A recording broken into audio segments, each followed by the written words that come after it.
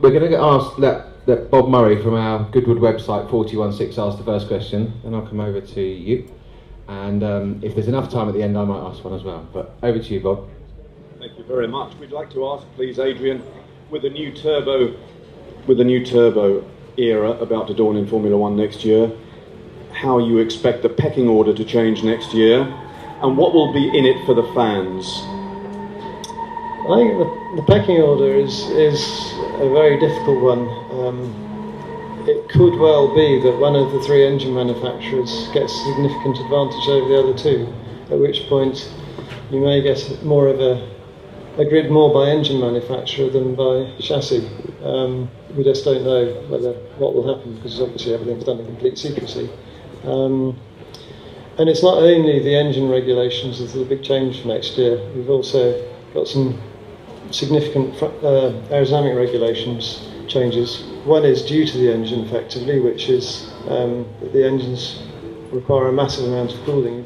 Being turbocharged, we've obviously got the charge air to cool, but there's also much bigger electrical KERS content. So the car's a bit of a mobile radiator, to be honest. Then got an narrow front wing, much higher weight, which puts different stresses on the tyres, of course. The beam wing, which is the lower of the two rear wings, is banned. Low nose, compulsory low nose in front of the chassis. So a lot of changes. How that affects the competitive order and whether one team will come out with a strong advantage over the others remains to be seen. It seems likely that the grid will be less tight, because that's what tends to happen when there's a big regulation change. But can't make any predictions beyond that, I'm afraid.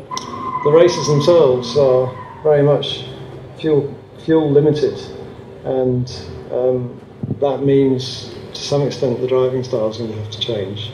It means overtaking may be easier. You burn a lap of fuel to try and get past and then back off again. As I say, it's possible that one team will steal a march over the rest and disappear. We just don't know.